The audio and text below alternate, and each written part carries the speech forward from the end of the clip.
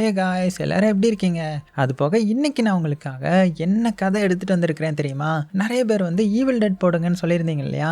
So evil டெட்டோடைய franchise வந்து நிறைய பேருக்கு ரொம்பவே பிடிக்கும். ஏன்னா அது வந்து இந்த ஜாம்பி படம் மாதிரி பயங்கர த்ரில்லாக போகும். ஸோ அந்த பாட்டில் இப்போ 6வது பார்ட் வந்து ரிலீஸ் ஆகிருக்குது. ஸோ ஃபஸ்ட்டு ரிலீஸ் ஆன 5 பார்ட்டையும் பார்த்தா தான் புரியுமான்னு கேட்டிங்கன்னா அப்படிலாம் ஒன்றும் கிடையாது. டேரெக்டாக இந்த பார்ட்டையும் பார்க்கலாம். ஸோ அந்த ஈவில் டெட் படம் பார்த்த எல்லாத்துக்குமே ஒரு விஷயம் நல்லாவே தெரியும். இந்த ஃப்ரான்ச்சைஸில் ஸ்டோரியை விட அடுத்தது என்ன நடக்க போகுது, யாரை எப்படி கொலை பண்ண போகிறாங்க அப்படின்ற மாதிரி இந்த ஹாரர் சீன்ஸ் தான் பயங்கரமாக இருக்கும் இல்லையா? இதனாலே அப்படியே சீட் எட்ஜில் உட்காந்து எல்லாருமே பார்த்துருப்போம். ஸோ அதே மாதிரி தான் இந்த படமும் ஸ்டார்டிங்லேருந்து எண்டிங் வரைக்குமே நம்மளை அப்படியே சீட் எட்ஜிலே உட்கார வச்சுருப்பாங்க. ஸோ ரத்தம் தெரிக்கிற அந்த கொடூரமான சீன்ஸ், திடீர்னு பயமுறுத்துற அந்த ஹாரர் மூமெண்ட்ஸ்லாம் படத்தோடைய ஸ்டார்டிங்லேருந்து எண்டிங் வரைக்கும் இருக்கும். ஆனால் இந்த தடவை இந்த ஸ்டோரியில் ஒரு சின்ன ட்விஸ்ட்டும் இருக்கும். ஏன்னா அந்த டெட்ஸ் இருக்காங்க இல்லையா, அதான் பேய் பிடிச்ச மனிதர்கள். இப்போ அந்த சாம்பி படம் இருக்கும் இல்லையா, அதில் எப்படி ஜாம்பி வந்து கொடூரமாக எல்லாரையுமே கடிக்க வரும் இல்லையா, அதே மாதிரி தான் இங்கே பேய் பிடிச்ச மனிதர்களும் அப்படியே வெறித்தனமாக அட்டாக் பண்ண வருவாங்க. ஆனால் இந்த கதையில் ஒரு ஃபேமிலி கிட்ட இந்த டெட்ஸை, அதான் இந்த பேய் பிடிச்ச மனிதர்களை கம்ப்ளீட்டாக அழிக்கக்கூடிய ஒரு டேகர் இருக்கும். ஸோ அதை எப்படியாவது கைப்பற்றணுன்றதுக்காக பேய்கள் எல்லாம் சேர்ந்து இந்த ஃபேமிலி அட்டாக் பண்ண வரும். ஸோ கடைசியில் அந்த ஃபேமிலி வந்து அந்த பேய்கள் கிட்டேருந்து தப்பிச்சாங்களா இல்லையா அப்படின்ற கதையை வந்து ரொம்பவே சூப்பராக சொல்லியிருந்திருப்பாங்க. So welcome back to mister voice over. வாங்க இப்போ நம்ம இந்த படத்தோட கதைக்குள்ளே போயிடலாம். அப்படி போகிறதுக்கு முன்னாடி புது படம் கொண்டு வந்திருக்கேன் இல்லையா, அதனால மறக்காம ஒரே ஒரு லைக்கை மட்டும் தட்டி விட்டுருங்க. படத்தோட ஸ்டார்டிங்லேயே கொஞ்சம் சீன்ஸை காமிக்கிறாங்க. அதில் இந்த தம்பிக்காரன் இருக்கான் இல்லையா, அவன் என்ன பண்ணுறான்னா அவனுடைய தாத்தா, அந்த தாத்தாவுடைய பேர் வந்து டாக்டர் பெஞ்சமின். ஸோ அவர் எழுதி வச்சிருந்த ஒரு ரிசர்ச் லாகையும் அவருடைய இந்த பழைய ரிசர்ச் புக்கையும் அப்படியே புரட்டி பார்த்துட்டு இருக்கான். ஸோ அந்த புக்கை பற்றி சொல்லணும்னா இந்த புக்கில் இருந்த ரிசர்ச் வந்து ஒரு சாதாரணமான விஷயமே கிடையாது. நேக்ரோனோமிக்கன், அதாவது இந்த புக் ஆஃப் டெட், இந்த டெட்ஸை பற்றி தான் அது. இந்த பேய்கள் வந்து ஒருத்தருடைய உடம்புக்குள்ளே போய் அவங்கள கட்டுப்படுத்துவாங்க இல்லையா, ஸோ அதை பற்றின புக்கு தான் அது. ஸோ அந்த ரிசர்ச்சுக்காக அந்த தாத்தா வந்து அவருடைய வாழ்க்கை ஃபுல்லுமே அர்ப்பணிச்சு ஆராய்ச்சி பண்ணிட்டு இருந்தார் போல. நிறைய நோட்ஸும் எழுதி வச்சிருக்காரு. ஸோ அதில் ஒரு முக்கியமான விஷயத்தை வந்து சொல்லியிருக்காங்க. அதாவது இந்த புக் ஆஃப் டெட்னு சொல்லப்பட்டது வெறும் கட்டுக்கதை கிடையாது, அது உண்மையாகவே இருக்குது. அது மட்டும் இல்லாமல் சர்க்கிள் ஆஃப் வாய்ஸ்மேன் அப்படின்னு ஒரு குரூப் என்ன பண்ணுச்சுன்னா அந்த புக்கை கண்டுபிடிச்சி அதில் இருந்த மந்திரங்களை படிச்சுட்டாங்க. ஸோ அந்த மந்திரங்களை படிக்கக்கூடாதுன்னு நான் எவ்வளவோ வார்னிங் கொடுத்தேன், இருந்தாலுமே அந்த குரூப் வந்து அதை கேட்கல. ஸோ அந்த புக்கில் இருந்த மந்திரங்களை உச்சரிக்கப்பட்ட அடுத்த நிமிஷமே என்ன ஆயிடுச்சுன்னா பேய்கள் வந்து மனிதர்களுடைய உடம்புக்குள்ள புகுந்து அவங்கள டெட்ஸா மாற்ற ஆரம்பிச்சிடுச்சு. ஸோ இந்த டெட்ஸ்ன்றது எவ்வளோ கொடூரமானவங்கன்னு இந்த ஈவில் டெட் படத்தை பார்த்த எல்லாத்துக்குமே தெரிஞ்சிருக்கும் இல்லையா. ஆனால் இந்த ரிசர்ச்ல இன்னொரு பெரிய சீக்ரெட் இருந்திருக்குது போல. என்னன்னா உலகம் ஃபுல்லா தேடி அலைஞ்சி அந்த டெட்ஸ் இருக்கு இல்லையா, அதான் பேய்கள் மனிதர்களுடைய உடம்பை ஆக்கிரமிச்சு அவங்க மூலமா கண்ட்ரோல் பண்ணுவாங்க. ஸோ அவங்கள தான் டெட்ஸ்ன்னு சொல்லுவாங்க. ஸோ அந்த டெட்ஸை நிரந்தரமா அழிக்கக்கூடிய ஒரு சக்தி வாய்ந்த ஒரு பொருளை வந்து இந்த தாத்தா வந்து கண்டுபிடிச்சாரு. அதோடைய பேரு தான் டேகர். ஸோ அந்த டேகரை யாருமே எடுக்க முடியாத மாதிரி அவருடைய வீட்டுக்குள்ளே சீல் பண்ணி மறைச்சு வச்சாரு. ஏன்னா அவரை பொறுத்த வரைக்குமே இந்த டேகருக்காக அந்த டெட்ஸ் வந்து எப்படியும் ஒரு நாள் திரும்பி வருவாங்க. அது மட்டும் இல்லாமல் ஒருவேளை இந்த சீல் மட்டும் உடஞ்சி டேகர் வெளியில வந்துடுச்சுன்னா டெட்ஸ் இருக்கு இல்லையா, அதான் அந்த பேய் மனிதர்களுக்கு இந்த பொருள் இங்கே தான் இருக்கு அப்படின்றத காட்டி கொடுத்துரும் போல. அதுக்கப்புறம் அந்த பொருளை எடுக்கிறதுக்காக அந்த பேய்கள் வந்து எந்த எல்லைக்குமே போவாங்க. ஸோ இப்போ இதில் ஒரு பெரிய பிரச்சனை என்னன்னா தன்னுடைய தாத்தா எழுதி வச்சிருந்த அந்த ரிசர்ச் நோட்டை ஃபாலோ பண்ணி தம்பி என்ன பண்ணிடுறான்னா அந்த டேகரை ஏற்கனவே கண்டுபிடிச்சிட்டான். ஸோ அப்படின்னா என்னது, அந்த டெட்ஸ் இனிமேல் இந்த குடும்பத்தை தேடி வர ஆரம்பிச்சிடுவாங்க இல்லையா. ஸோ அவனுக்கு இந்த ஆபத்து தெரியல. இப்போ அப்படியே கட் பண்ண அடுத்த சீன்ல காமிக்கிறாங்க ஒரு ஏரிக்கரை ஓரமா ஒரு 2 பேர் வந்து அப்படியே மீன் பிடிக்க வந்திருக்காங்க. அப்போ அந்த ஃப்ரெண்டுக்கு பாத்தீங்கன்னா அவளுடைய கேர்ள் ஃப்ரெண்ட் வந்து தொடர்ந்து கால் பண்ணிட்டே இருக்கா போல. டேய் மச்சான் இருடா, நான் ஒரு ஃபோன் பேசிட்டு வந்துடுறேன் அப்படின்னு சொல்லிட்டு அங்க இருந்து பாத்தீங்கன்னா அப்படியே மெல்ல காட்டுக்குள்ள போறான். அவன் போன அடுத்த செகண்டே இங்க இருந்தவனுடைய அந்த மீன் பிடிக்கிறதுல ஒரு மனித தலை வந்து மாட்டுது. அவ்வளவுதான், அதுவும் அந்த துண்டா இருக்க அதை பார்த்தவன் மறந்து போய் என்னடா அது அப்படின்னு பார்த்துட்டு இருக்கும் போது அந்த ஏரிக்குள்ள இருந்து நிறைய இந்த மீன் பிடிக்கிறதுக்கு ஹூக் மாதிரி இருக்கும் இல்லையா, அது நேரா பறந்து வந்து இவனுடைய உடம்பு ஃபுல்லா அப்படியே குத்த ஆரம்பிக்குது. அவ்வளவுதான், அவனால என்ன பண்றதுன்னு தெரியல. அதுக்குள்ள அவனை அப்படியே தண்ணிக்குள்ள எடுத்துட்டு போயிருது. ஸோ இந்த சத்தம் கேட்டு இந்த ஃப்ரெண்டுக்காரன் ஓடி வந்து பார்க்கும்போது ஏரியோடைய நடுவுல இந்த ஃப்ரெண்டுக்காரன் உயிருக்கு போராடிட்டு இருப்பான். காப்பாத்துறா காப்பாத்துறா அப்படின்னு கத்திட்டு இருக்க ஒரு செகண்ட் கூட யோசிக்காம வேகமா அந்த போட் எடுத்துட்டு அவனும் பக்கத்துல போறான். அப்படி வேகமா போய் அவனுடைய ஃப்ரெண்டை காப்பாத்திடலான்ற மாதிரி இழுக்கிறான். ஆனா பாவம் பாதி உடம்பு தான் வரும் பாருங்க. அவ்வளவுதான், மீதி பாதி ஏற்கனவே தண்ணிக்குள்ள வந்து துண்டா இருக்கும். ஸோ இதை பார்த்தவன் அதிர்ச்சல் வரைஞ்சு போக அந்த நேரம் தண்ணிக்குள்ள இருந்து ஒரு பொண்ணு அப்படியே மெதுவா மேல வராங்க. ஆனா வந்து சாதாரண மனுஷி கிடையாது, இவ தான் டெட்ஸ், அதான் பேய் மனுஷி. ஸோ அடுத்த செகண்டே இந்த ஃப்ரெண்டுக்காரனையே தண்ணிக்குள்ள இழுத்துட்டு போக அப்படி தண்ணிக்குள்ள இழுத்து போட்டுட்டு தண்ணியே வந்து அப்படியே கொதிக்க வைக்கிறாங்க வெண்ணி மாதிரி. இருந்தாலும் எப்படியே தப்பிச்சு வெளியில வரான். ஆனா அதுக்குள்ள இவனுடைய உடம்பு வந்து ஃபுல்லுமே வெந்து போயிருக்கும். அதனால கொஞ்ச நேரத்துல அப்படியே பரிதாபமா உயிர் இழந்துட்டான். அப்புறமா அந்த டெட்ஸும் பாத்தீங்கன்னா மெதுவா அந்த ஏரியில இருந்து வெளியில வந்து அந்த ரோட நோக்கி நடக்க ஆரம்பிக்க அந்த டைம்ல ஒரு கார் வந்து வேகமா வந்து இந்த டெட்ஸ் மேல மோதுது. ஸோ ஆனா அந்த காரை ஓட்டிட்டு வந்தது யார் மோதுனாங்க அப்படின்னு அப்படின்றது தெரியல. அப்படி தெரிஞ்சுக்கணும்னா ஒரு சின்ன ஃபிளாஷ்பேக் காமிக்கிறாங்க. அதாவது ஒரு நைட் கிளப்பை காமிக்கிறாங்க. அங்க ஒரு 4 பேரை காமிக்கிறாங்க இல்லையா. ஸோ இதுதான் ஹீரோயின். இது வந்து ஹீரோயினுடைய ஹஸ்பண்ட், இது தம்பிக்காரன், இது தம்பிக்காரனுடைய கேர்ள் ஃப்ரெண்ட். அது போக இந்த கிளப்புக்கு ஓனர் வேற யாரும் கிடையாது, நம்ம ஹீரோயினுடைய ஹஸ்பண்ட் தான். ஃபைனான்ஸ் எல்லாத்தையுமே நம்ம ஹீரோயின் தான் பாத்துக்கிறாங்க. அது போக நம்ம ஸ்டார்டிங் சீன்ல ஒரு தம்பிக்காரனை பார்த்தோம் இல்லையா, அதான் அந்த தாத்தா எழுதி வச்சிருந்த ரிசர்ச்சை தேடி கண்டுபிடிச்சது வேற யாரும் கிடையாது, இந்த தம்பிக்காரன் தான். அது மட்டும் இல்லாம தெரியாம அந்த டேக்கருடைய சீலையும் உடைச்சிட்டான் இல்லையா, அதனாலேயே இத்தனை வருஷமா அமைதியா இருந்த அந்த டெட்டைட்ஸ் வந்து மறுபடியும் உயிரோட வந்துருச்சு. அதுவும் இவங்களை தேடி தானே வரப்போகுது. ஸோ இந்த ஆபத்து தெரியாம இவங்க செம ஜாலியாக என்ஜாய் பண்ணிட்டு இருக்காங்க. அது மட்டும் இல்லாம இன்னைக்கு தான் இந்த தம்பியோடைய பிறந்த நாள் போல. ஸோ அதையும் பயங்கரமா செலிப்ரேட் பண்ணிட்டு இருக்காங்க. அதனால ஹீரோயினுடைய ஹஸ்பண்ட் வந்து அவனுக்கு கிட்டத்தட்ட ஒரு 1,00,000 மதிப்பு இருக்கிற ஒரு பெண்ணை வந்து கிஃப்டா கொடுக்குறான். ஏன்னா தம்பினா அவனுக்கு ரொம்பவே பிடிக்கும் போல. ஸோ இப்படி எல்லாமே சந்தோஷமா பேசிட்டு இருக்கும்போது, ஆனா ஒரு பக்கம் இந்த சைடு நம்ம ஹீரோயின் வந்து பாத்தீங்கன்னா தொடர்ந்து ட்ரிங்க்ஸ் பண்ணிட்டு அப்படியே ஸ்மோக் பண்ணிட்டும் இருக்காங்க. இதை பார்த்த ஹஸ்பண்டுக்கு வந்து சுத்தமா பிடிக்கல. அது மட்டும் இல்லாம இவங்க பேசுறத வச்சே பார்க்கும்போது ஹீரோயினுடைய ஹஸ்பண்டுக்கு வந்து ஒரு குழந்தை வேணும் போல. ஆனா ஹீரோயினுக்கு அதுல வந்து பெருசா இன்ட்ரெஸ்ட் எல்லாம் தெரியல. ஸோ குழந்தையும் பெத்துக்கிட்டு அந்த கமிட்மெண்ட்டையும் நம்ம வளர்க்கணுமா, ஸோ ஏன் குழந்தை பெத்துக்காமலே இருக்கலாமே அப்படின்னு நினைச்சிட்டு இருக்காங்க. ஸோ அதனால தான் அவ அப்படியே ஸ்மோக் பண்றதை பார்த்து ஹஸ்பண்டுக்கு வந்து ரொம்பவே கோவம் வந்துருது. அதனால இந்த இடத்துலயே பார்த்து சத்தம் போட ஆரம்பிக்கிறான். ஸோ இதெல்லாம் பார்த்து ஹீரோயினுக்கும் ரொம்பவே இரிட்டேட் ஆயிடுது. என்ன இவன் வீட்லயும் இப்படிதான் இருக்கான், வெளியில வந்தாலுமே இப்படிதான் பிஹேவ் பண்றான் அப்படின்னு இவங்களும் திரும்பி பேச ஆரம்பிக்க, ஸோ ஃபங்க்ஷன் கூட பார்க்காம 2 பேருக்கும் சண்டை வர ஆரம்பிச்சிடுது. கோபத்துல இந்த ஹஸ்பண்ட் என்ன பண்ணிட்டானா, நீங்க என்ஜாய் பண்ணுங்க நான் கிளம்புறேன் அப்படின்னு கோபத்துல கார் எடுத்துட்டு கிளம்ப ட்ரை பண்றான். உடனே தம்பிக்காரன் வேகமா வந்து, அண்ணா நீ வந்து நிறைய ட்ரிங்க்ஸ் பண்ணிருக்க, இப்போ வந்து நீ கார் ஓட்டக்கூடாது அப்படின்னு எவ்வளவோ சொல்லி பார்க்கறான். ஆனா கோபத்துல இருந்த இந்த ஹஸ்பண்ட் வந்து யாருடைய பேச்சையும் கேட்கற மாதிரி இல்ல, வேகமா கார் எடுத்துட்டு அங்கிருந்து கிளம்பிட்டான். ஸோ இந்த கார் தான் இந்த டெட்டைட்ஸ் மேல மோதின அந்த கார். இப்போ அப்படியே பிரசன்ட்டுக்கு வந்தா கார் வந்து மோதிடுச்சு இல்லையா. ஸோ அந்த எஃபெக்ட்ல காரும் பாத்தீங்கன்னா அப்படியே தலைகீழா புரண்டுருது. இருந்தாலும் எப்படியோ ஹீரோயினுடைய ஹஸ்பண்ட் வெளியில வந்து உயிரோட தப்பிச்சிடுறான். ஆனா உடனே அவன் காருக்குள்ள என்னாச்சு அப்படின்னு பார்க்கும்போது தண்ணியில பார்த்தா அதே டெட்டைட்ஸ் வந்து துண்டா தொங்கிட்டு இருந்த அதோட தலையோட அவனை பார்த்து சிரிச்சுட்டே இருக்கா. அப்படியே சிரிச்சுக்கிட்டே கடைசியா அவனுடைய ஃபேமிலியை நான் கண்டுபிடிச்சிட்டேன் அப்படின்னு சொல்லிட்டு ஒரு கொடூரமான மந்திரத்தை வந்து சொல்ல ஆரம்பிப்பா பாருங்க. அடுத்த செகண்டே கார் ஃபுல்லுமே அப்படியே தீ பிடிச்சு எரிய ஆரம்பிச்சிடும். ஸோ அதுக்கிட்ட மாட்டிக்கிட்ட அந்த ஹஸ்பண்டும் பார்த்தீங்கன்னா உயிரோட வெளியில வர முடியல. அப்படியே சீனும் கட் ஆகுது. இப்போ அடுத்த சீன்ல காமிச்சா ஹீரோயினுடைய ஹஸ்பண்டோடைய ஃபியூனரல் நடக்குது.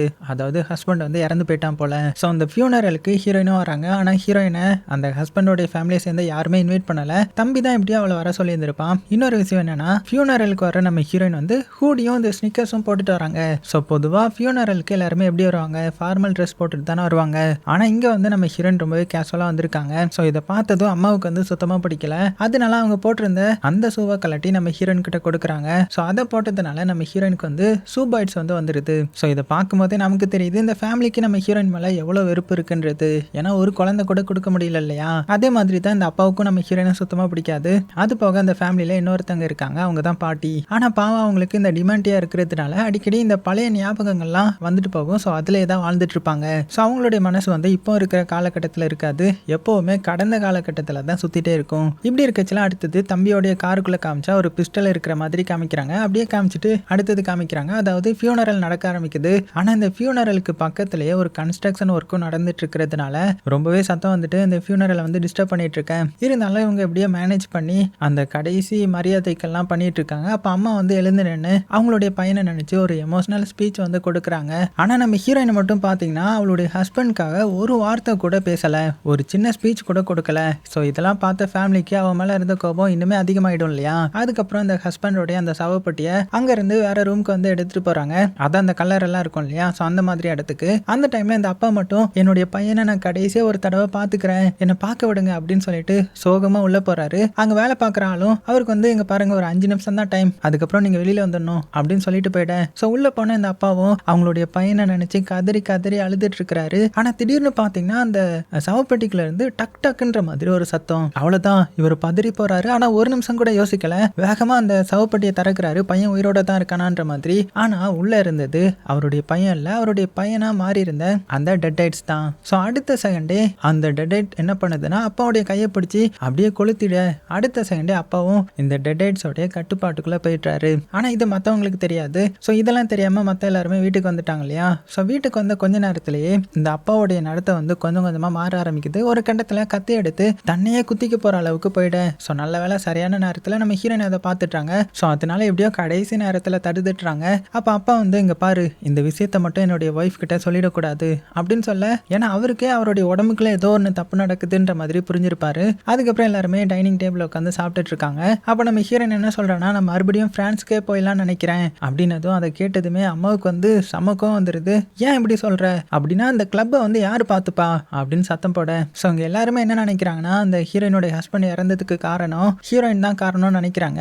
அது மட்டும் இல்லாமல் இந்த தம்பி கூட பார்த்தீங்கன்னா, அன்னைக்கு கார் எடுத்துட்டு அண்ணன் வந்து கிளம்புறதுக்கு முன்னாடி அண்ணி கூட தான் சண்டை போட்டுட்டு இருந்தாங்க, அதான் ஹீரோயின் கூட தானே சண்டை போட்டு இருந்திருப்பான். ஸோ அதெல்லாம் சொல்லிடுறான். அவ்வளோதான். இதனால இந்த டைனிங் டேபிள்ல இருந்த அந்த அட்மாஸ்பியரே மாறுது. எல்லாருடைய பார்வையும் நம்ம ஹீரோயின் மேலே திரும்புது. அதே நேரத்தில் இந்த சைடு இந்த அப்பாவும் பார்த்தீங்கன்னா அவருடைய கண்ட்ரோலை வந்து ஃபுல்லாக இழந்துட்டாரு. வீட்டில் இருந்த ஒரு நாயை வந்து என்ன பண்ணிட்டாருன்னா ரொம்பவே கொடூரமாக இந்த அப்பா வந்து கொலை பண்ணிடுறாரு. ஸோ இதை பார்த்து அங்கேருந்து எல்லாருமே ஷாக் ஆகிட்டாங்க. என்ன இது, அப்பா ஏன் இப்படி பண்ணுறாரு அப்படின்னு பார்த்துட்டு நிற்கும்போது இங்கே ஹீரோயின் மேலேயும் அவர் வந்து பாய போக கூடவே இந்த தம்பியையுமே ரொம்பவே அவமானப்படுத்துறாரு. எனக்கு உண்மையா இருந்தது ஒரே ஒரு பையன் தான், அவனும் செத்துட்டான், நீலாம் எதுக்குமே லாய்க்கு இல்லை அப்படின்னு இந்த தம்பிக்காரனை போட்டு திட்ட அவனுக்குமே ஒன்றுமே புரியல, ஏன் அப்பா இப்படி பேசுறாருன்ற மாதிரி. அது போக அப்பாவுடைய உடம்புலையும் நிறைய காயம் இருக்கும். அதனால அப்பாவுக்கு ஏதோ உடம்பு சரியில்லை போல அப்படின்னு வேகமாக ஹாஸ்பிட்டல் கூட்டிட்டு போலான்ற மாதிரி முடிவு பண்றான். ஸோ காரை வந்து இந்த தம்பியோடைய கேர்ள் ஃப்ரெண்ட் இருப்பா இல்லையா, ஸோ அவ தான் ஓட்டிட்டு போறா. ஆனா போற வழியிலேயே அப்பா வந்து ஃபுல்லாவே டெட் ஆயிட்டா மாறிட்டாரு. ஸோ அடுத்த செகண்டே அந்த கேர்ள் ஃப்ரெண்ட் மேல பாஞ்சி ரொம்பவே கொடூரமா தாக்க ஆரம்பிச்சிட்டேன். இந்த போராட்டத்துல கார் வந்து கட்டுப்பாட்டை மீறி அந்த ஃபீல்டுக்குள்ள போய் கிராஷ் ஆயிடுது.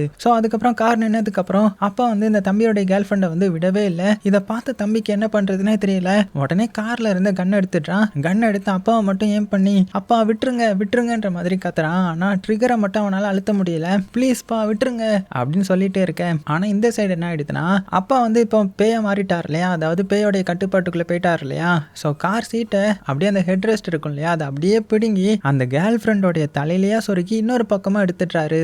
அவ்வளவுதான். இதனால இந்த கேர்ள் ஃப்ரெண்ட் வந்து பரிதாபமா இறந்து போறான். அதே நேரத்துல இந்த சைடு வீட்டை காமிச்சா இங்க அம்மாவும் ஹீரோயினும் சேர்ந்து இறந்து போன அந்த நாய் இருக்கு இல்லையா, அதை புதைச்சிட்டு மறுபடியும் வீட்டுக்குள்ள வராங்க.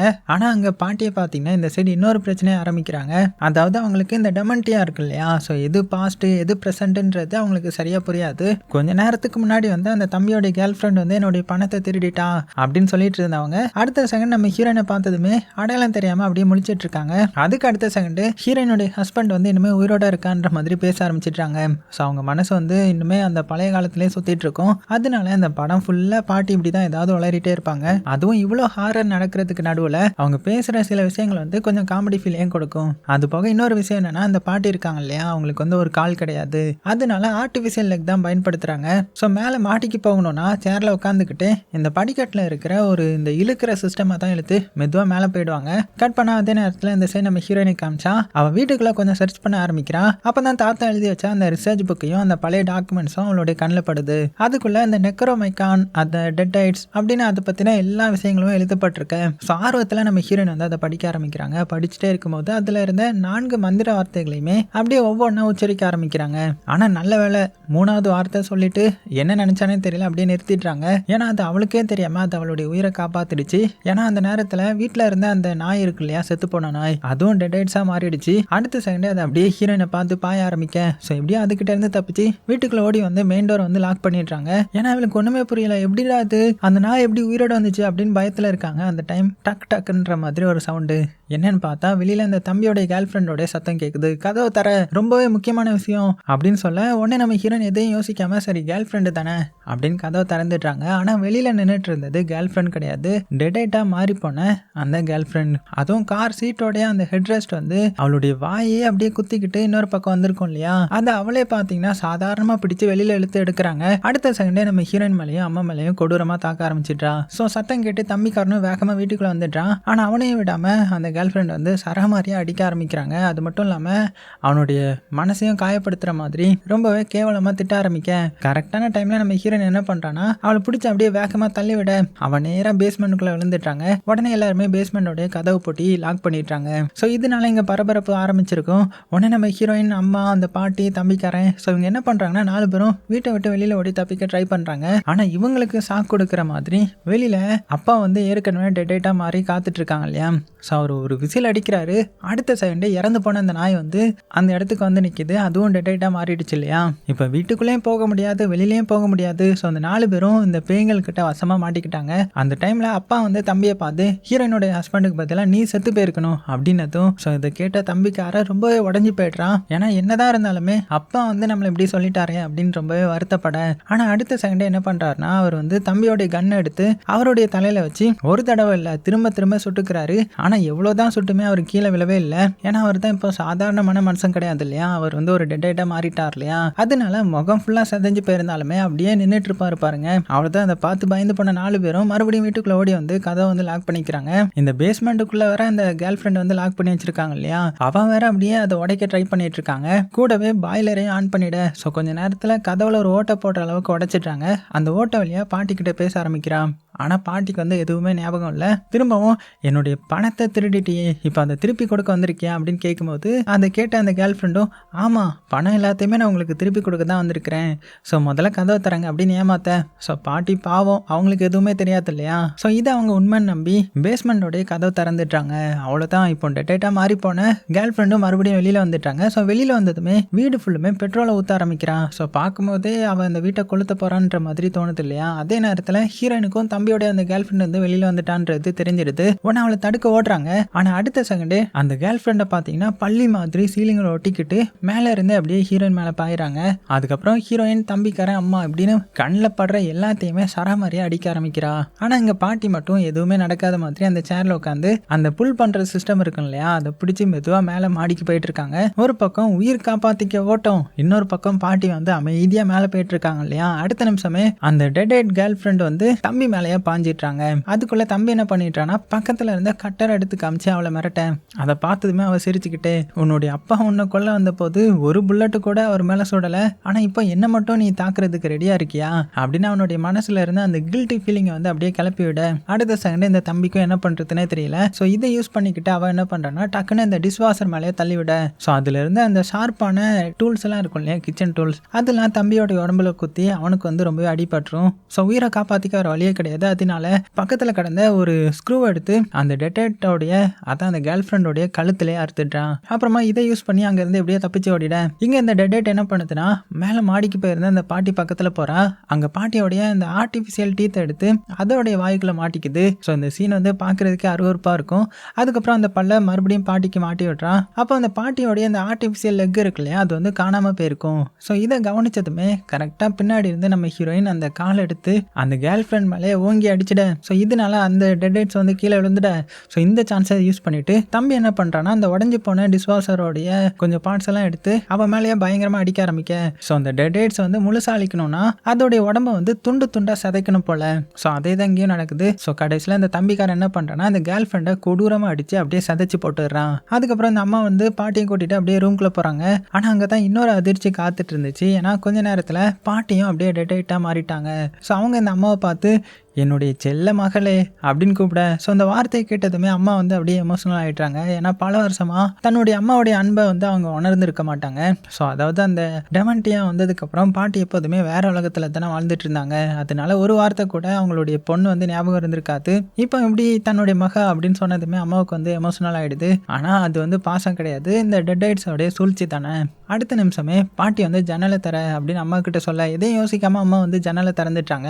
அவளை தான் வெளியில இருந்த அப்பா வந்து நேராக வீட்டுக்குள்ள வந்துட்டாரு. ஸோ உள்ள வந்ததுமே வாழ்க்கையிலேயே கொடுக்காத மாதிரி அம்மாவுக்கு வந்து ஒரு கிஸ் கொடுப்பாரு பாருங்க. ஆனால் இது வந்து காதல் கிடையாது, டெட்டோடைய ஒரு சூழ்ச்சி தானே. இதுக்கப்புறம் அம்மா வந்து நேராக தம்பி கிட்ட போய் இங்க பாருப்பா தம்பி, நீ அந்த டேகர்னு சொல்லி ஏதோ ஒன்று எடுத்தியாமே அதை அந்த டெட்ஸ் கிட்டே திரும்பி கொடுத்துரு, அதுங்களுக்கு அது மட்டும் தான் வேணுமா, அது கிடைச்சா நம்மளை விட்டுட்டு போயிடுவாங்க அப்படின்னு சொல்ல. ஸோ இதை கேட்டதுமே தம்பிக்கு ஒரு விஷயம் இப்பதான் புரியுது. ஓ அந்த டேகரா, அதை தெரியாதுங்கெல்லாம் வந்திருக்குதுங்க. அது போக இப்போ என்னுடைய அம்மாவும் அந்த டெட்ஸோடைய பேச்சை கேட்க ஆரம்பிச்சிட்டாங்க, நம்ப ஆரம்பிச்சிட்டாங்க அப்படின்னு புரிஞ்சுக்கிட்டு உடனே அவங்கள பார்த்து நீங்க சொன்னதுக்காக தாத்தாவுடைய ரிசர்ச் எல்லாத்தையுமே நான் தூக்கி போட்டுட்டேன் அப்படின்னதும். ஆனா அது உண்மை கிடையாது. உண்மைக்குமே தாத்தாவுடைய ரிசர்ச் புக்கையுமே எல்லா பொருட்களையுமே தம்பி வந்து வீட்டோடைய அந்த மேல் கூரை இருக்கும் இல்லையா, அதுல வந்து ரகசியமா ஒழிச்சு வச்சிருப்பான். ஆனா இதை பத்தின உண்மை நம்ம ஹீரோனுக்கு மட்டும் தெரியும். அது போக இங்க ஒரு சின்ன பேக்ரவுண்ட் என்னன்னா அம்மாவுக்கு வந்து தாத்தாவை வந்து சுத்தமா பிடிக்காது. அவர் எப்போதுமே ரிசர்ச்ன்ற மாதிரி குடும்பத்தை கவனிக்காம இருந்தாருன்ற மாதிரி நினைச்சிட்டு இருப்பாங்க.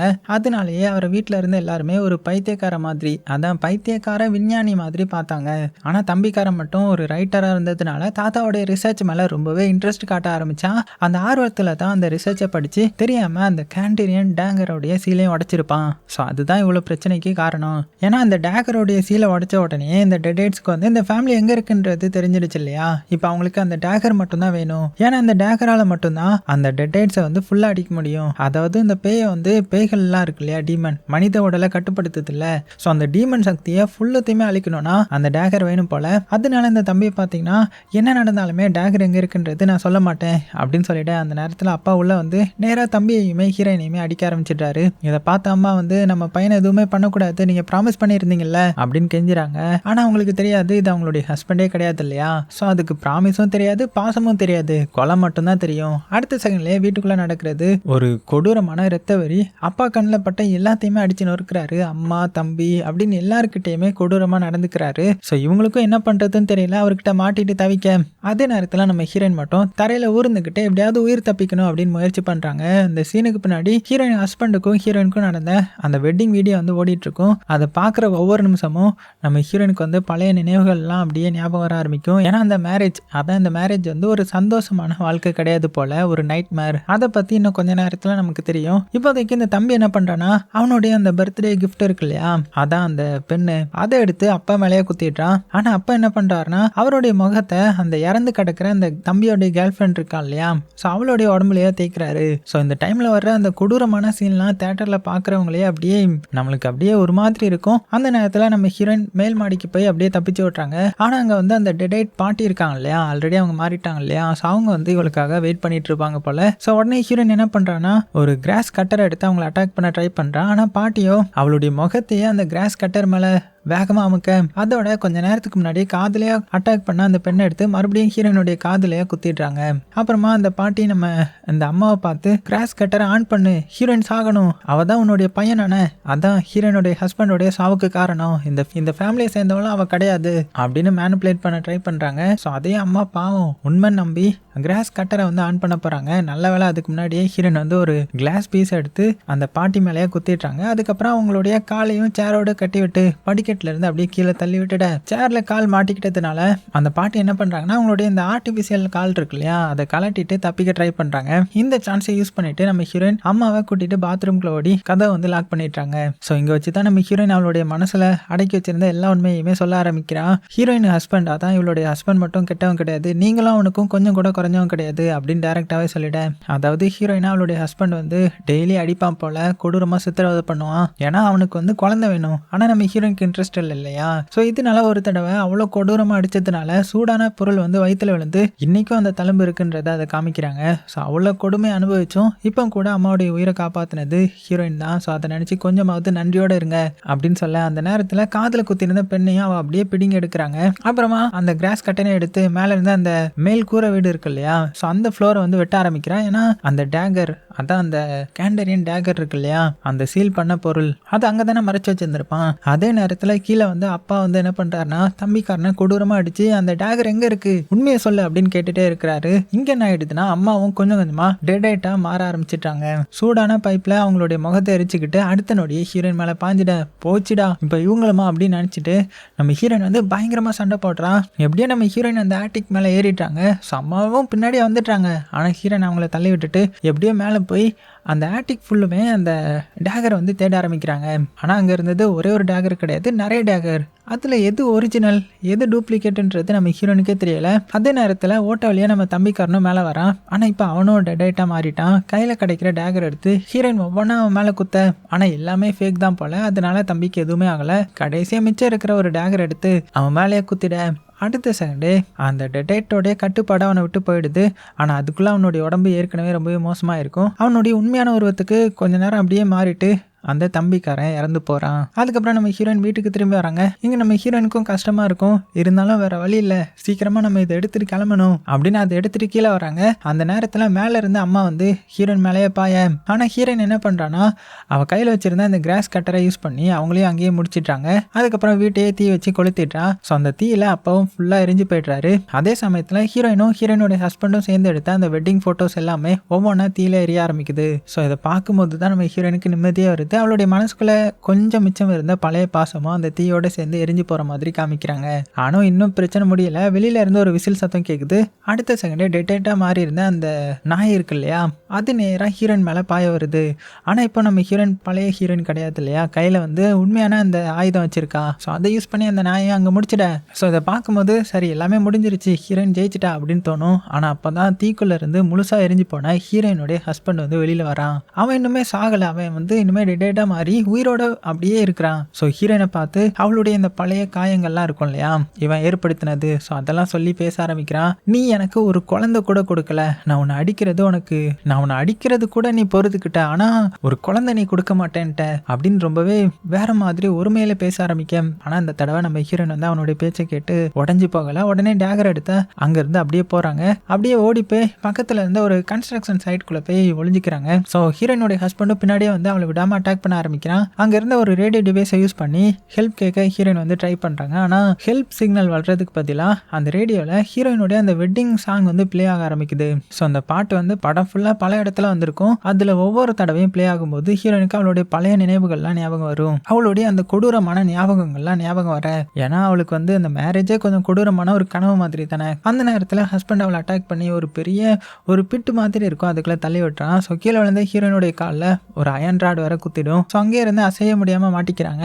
அதுக்கப்புறம் அந்த தார் இருக்கு இல்லையா, ரோட் போட யூஸ் பண்ணுற அந்த தாரை அந்த பிட்டுக்குள்ளே நிரப்ப ஆரம்பிக்கிறான். அது முழுசாக நிரம்பினா ஹீரோயின் வந்து உயிரோட வெளியில் வரவே முடியாது. அந்த நேரத்தில் டேகர் எங்கே இருக்குது, அது ஒழுங்காக என்கிட்ட கொடுத்துரு அப்படின்னு கேட்க. ஆனால் உண்மைக்குமே ஒரிஜினல் டேகர் வந்து அந்த பிட்டுக்கு வெளியில் தான் விழுந்திருக்கும். ஸோ அதை அவனுடைய கண்ணில் படக்கூடாதுன்றதுக்காக ஹீரோயின் வந்து ஒரு பிளான் போடுறாங்க. அந்த டேகர் வந்து இனிமேல் அவளுடைய கையில் இருக்கிற மாதிரி ஆக்ட் விட்டுக்கிட்டு ஒரு ஃபேக் டேகரை தூரத்தில் இருக்கிற டவர் பக்கம் வீசிடுறா. ஸோ இதை பார்த்து அவன் அதான் ஒரிஜினல் அப்படின்னு நம்பி அங்கேருந்து அதை எடுக்க போக இந்த சான்ஸை யூஸ் பண்ணி ஹீரோயின் வந்து தன்னுடைய காலில் குத்திருந்த அந்த ராடை எப்படியோ பிச்சு எடுத்து தப்பிக்கிறாங்க. அதுக்கப்புறம் அங்கேருந்து ட்ரில் எடுத்து அந்த ஹஸ்பண்ட் மேலே அட்டாக் பண்ணி கீழே தள்ளுறா. அவளும் எப்படியோ பிட்டில் இருந்து வெளியில் வந்துட. ஸோ வெளியில் வந்ததுமே அந்த ஒரிஜினல் டேகர் எடுக்கிறாங்க. அந்த டைமில் மறுபடியும் அந்த ஹஸ்பண்ட் வந்து அட்டாக் பண்ண வர டைமில் அந்த டேகரை எடுத்து நேராக குத்துறாங்க. அவ்வளோதான், டெட்டேட்டில் இருந்து அவன் முழுசாக அப்படியே பலவீனமாக மாறிட்டான். அடுத்த நொடிகளில் ஹீரோயினுக்கு பழைய உண்மையான அந்த ஹஸ்பண்ட் இருக்கான் இல்லையா, அவனுடைய முகம் ஒரு விசன் மாதிரி தெரியும். அவளும் ஒரு செகண்ட் அவன் வந்து எவ்வளோ டாக்ஸிக்கான வாழ்க்கையில் மாட்டியிருந்தான்ற மாதிரி நினச்சி பார்க்குறாங்க. ஆனால் இப்போ அது எல்லாமே முடிஞ்சிருச்சு இல்லையா, இப்போ வந்து அவள் ஃப்ரீ ஆகிட்டா. ஸோ அந்த கோபத்தில் எரிஞ்சு போன ஹீரோயினுடைய ஹஸ்பண்டோடைய தலையை அவளுடைய கையாலே அப்படியே நசுக்கி போடுறாங்க. ஸோ இதோட அவனை பிடிச்சிருந்த அந்த டெட்டேட்டும் ஃபுல்லாக அழிஞ்சிருது. அதுக்கப்புறம் காயங்களோட ஹீரோயின் கன்ஸ்ட்ரக்ஷன் சைடில் இருந்து அப்படியே ஊர்ந்துக்கிட்டே வெளியில் வராங்க. அந்த நேரத்தில் போலீஸும் மீடியாஸும் பார்த்தீங்கன்னா வந்துட்டாங்க. அப்போ ஒரு லேடி வந்து உங்களுக்கு என்னாச்சு அப்படின்னு கேட்கும்போது உடனே நம்ம ஹீரோயின் வந்து ஒரு சிகரெட் கேட்டு ரொம்பவே கூலா என்னுடைய எக்ஸ் ஹஸ்பண்ட் தான் அந்த நிலைமைக்கு என்ன ஆக்குனா அப்படின்னு சொல்ல அதோட பார்த்தீங்கன்னா இந்த படமும் முடியுது. ஆனால் முடியறதுக்கு முன்னாடி ஒரு 2 போஸ்ட் கிரெடிட் சீன் வச்சிருக்காங்க. அதாவது அந்த டெட்டேட்டா மாதிரி இருந்த பாட்டி இருக்காங்க இல்லையா, அவங்க வந்து இன்னுமே உயிரோட இருப்பாங்க இல்லையா. ஸோ அவங்க வந்து ரோட்ல வந்து அப்படியே ஊர்ந்து போயிட்டு இருப்பாங்க. அந்த நேரத்தில் ஜீப்ல வந்து ஒரு லேடி என்ன இது பாட்டி இப்படி போறாங்க அப்படின்னு சொல்லிட்டு ஹெல்ப் பண்ண வராங்க. ஆனால் டெட்டேட் பாட்டி என்ன பண்ணிட்டாங்கன்னா அந்த லேடியோடைய காலில் நகத்தால கீறிட்டாங்க. ஸோ இதோட இந்த டீமன் வந்து இப்போ வேற லேடியுமே பொசஸ் பண்ண வாய்ப்பு இருக்கு இல்லையா, அப்படின்னா அவங்களும் டெட்டா மாறலாம். அதுக்கப்புறம் அவங்களுடைய அடுத்த டார்கெட் யாரு, கண்டிப்பாக ஹீரோயினாக தானே இருக்கும். ஏன்னா டெட்டா அழிக்கக்கூடிய அந்த வெப்பன் யார்கிட்ட இருக்கு, ஹீரோயின் கிட்ட தானே. இப்படியா ஒரு போஸ்ட் கிரெடிட் சீன் முடிஞ்சிட. இப்போ அடுத்த கிரெடிட் சீன்ல என்ன வருதுன்னா, இங்க ஹீரோயினுடைய ஹஸ்பண்டுக்கு ஃபியூனரல் நடந்த அதே ஃபியூனரல் ஹோமை காட்டுறாங்க. அந்த ஃபியூனரல் ஹோம் ஓனர் வந்து தன்னுடைய டாக்டர் கூட சேர்ந்து நிறைய கலசம் மாதிரி ஒரு இதை வந்து கலெக்ட் பண்ணிட்டு இருப்பாங்க. அதாவது இந்த இறந்தவங்களுடைய சாம்பல்லாம் வைக்கிறதுக்கான கண்டெய்னர். ஸோ நிறைய பேர் அவங்களுடைய ஃபேமிலி மெம்பர்ஸோடைய சாம்பலை வாங்குறதுக்கே திரும்பி வரமாட்டாங்க. அதனால அந்த ஃபியூனரல் ஹோம் ஓனர் வந்து அது எல்லாத்தையுமே பாதுகாப்பாக வச்சிருப்பாங்க. ஏன்னா ஒரு நாள் யாராவது வந்து திருப்பி கேட்டால் கொடுக்கணும் இல்லையா. அந்த நேரத்தில் வெளியில் வந்து பெல் அடிக்கும். உடனே ஃபியூனரல் ஹோம் ஓனர் வந்து யார் வந்திருக்காங்கன்ற மாதிரி பார்க்கறதுக்காக வெளியில் வராங்க. ஆனால் அவங்களுடைய டாக்டர் மட்டும் அந்த கண்டெய்னர்ஸ் எல்லாம் வச்சிருந்த ரூம்ல தனியா இருக்கிறா.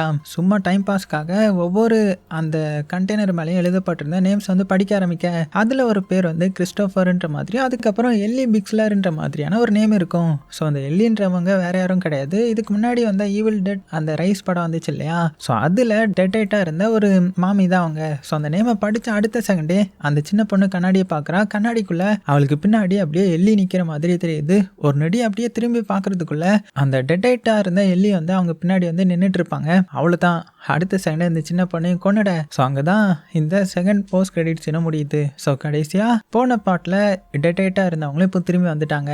ஸோ இதுதான் இந்த ஈவில் டெட் பர்னோடைய ஃபுல் ஸ்டோரியுமே.